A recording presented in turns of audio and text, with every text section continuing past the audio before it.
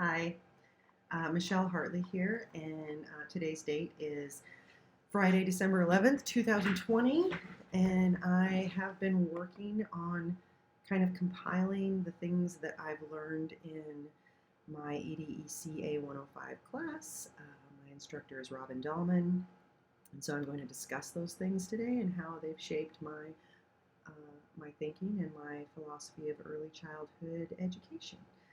First off, I'm going to talk about Alaska's early learning guidelines and how the things that we've covered will support those. Um, I believe that the topics we've covered are going to support those in that they uh, will help me in teaching the whole child at a developmentally appropriate level. In addition to developing and effectively implementing curriculum and lessons that are suitable for that age group. The Alaska Early Learning Guidelines include 5 domains: physical well-being, health and motor development, social and emotional development, approaches to learning, general knowledge and cognition, and communication literacy and language. Every topic that was covered this semester will in some way assist me on this journey and prepare me for the classroom. Learning about the milestones of development from birth to preschool over weeks 9 to 12 of this class speak directly to the state's domains 1, 2, and 3 in their guidelines. Um, Learning what to expect developmentally, physically, and socially and emotionally uh, during those different stages will help me watch for the indicators that determine their physical well-being and their health and motor development and their social and emotional development.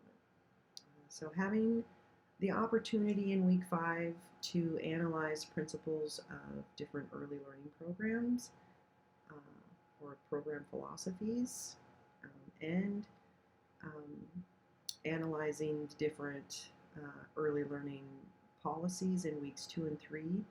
Those all fall within domain 4 of the state's guidelines, and all of those things have helped me to shape my own philosophy of early childhood education. In talking about early childhood theories, there are a lot of them. To name a few, there are Erickson's psychosocial development theory, Freud's psychosexual development theory, behavioral child development theories, Piaget's cognitive development theory, Bowlby's attachment theory, Bandura's social learning theory, and Vygotsky's sociocultural theory. Uh, like I said, those are just a few. Although some of those theories were developed many decades ago, they are, for the most part, pretty spot on and still relevant today. Anyway, research confirms that successful quality preschool programs not only improve school readiness, but they can also kind of tip a student towards a more positive academic experience and a more positive life experience overall. Enrollment in preschool is on the rise in America, which is fantastic, but enrollment itself won't be enough. Educational policymakers also have to make sure that educators are delivering high quality and developmentally appropriate teaching that meets all the standards, but also meets the needs of the students at that developmentally appropriate level. Small children go through tremendous changes in their social, emotional, cognitive, and physical development during those early years. And there's no one philosophy that works for everyone. Preparing them for success is not just about tasking them with age-appropriate assignments. There are many things to take into consideration, including instruction as well as assessment. It's all important.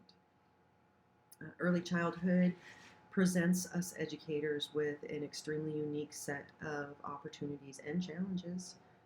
The youngest students, for example, benefit most when we can take our literacy and math instruction and combine it with music or art or some kind of physical activity, and also, when we give them time to play and explore, like the benefits skyrocket. Those things foster their growth, both socially and emotionally. Um, It's that kind of quality, meaningful, rich instruction that I'm talking about. It makes a difference for students, and not to mention, it makes a difference for the society that they're going to eventually become a part of. So moving on to early childhood practice, there is a building consensus concerning the significance of early education. The programs that vary or that are available to children in America today vary greatly, and in many ways. Content quality, government regulation, delivery funding, those are all a piece of the puzzle. But also they vary in the way in which people instruct at those learning centers or schools. As I mentioned before, there are also many different theories and philosophies that these centers and schools use or follow.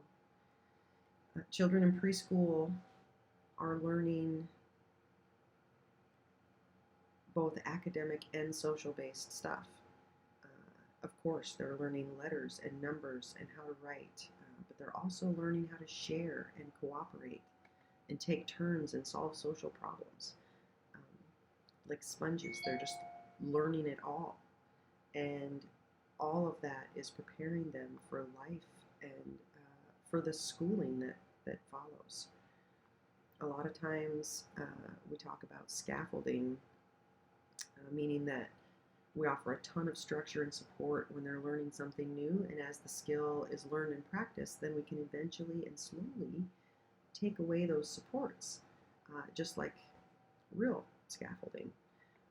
I think it's an important method, and something we always need to remember and keep in our toolbox,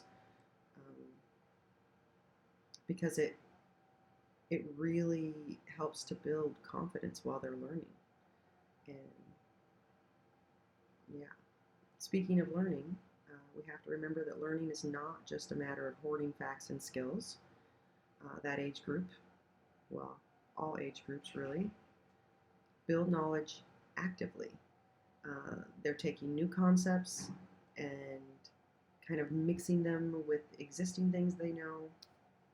As educators, we need to be able to smooth out that process for them and do whatever we can to help them build an openness to and a trust of learning that's going to prepare and help them take an active role in their learning throughout their whole lives. When it comes to my personal philosophy, I believe that the true purpose of all schooling, including early childhood education, is to prepare students for life through teaching not only the essential core subjects, but offering enrichment activities and providing positive character development. I believe that a teacher's role in learning is to develop and deliver those quality assignments that I talked about before, and provide a safe place for students to explore and learn. In my opinion, students learn best when they're surrounded by that kind of encouragement and care and support, and when they're allowed to explore different ways to learn the same subject matter. Not every student learns in the same way, so that's important. And in addition to the core subjects, kindness, character, fairness, and exploration should be a part of every classroom. Teachers should always strive to be proactive in the delivery of lessons, in correcting behavior, or just even in their day-to-day tasks, because looking ahead at different ways to prevent difficulties is crucially important in pretty much every aspect of our role. I also believe that the key component in early learning is not the material that we teach, but the delivery of that material. My philosophy of education, my burgeoning, very rookie philosophy that's been developing over the last few years, states that there's no curriculum committee that can build a perfect classroom. They can recommend what you should use in your district or your school or your learning center, but they really have no control over the delivery, and that is where we come in as teachers. At all costs, we must ensure that students are exiting our classrooms with the tools that they need to be successful. And that includes what we can give them during the early learning years. They need to depart our classrooms full of skills and hopes and positive behaviors and high self-esteem. And they need to not be afraid to fail or make a mistake, like ever. So that is my take on what I have learned this semester. Thank you for watching, and I will see you next time.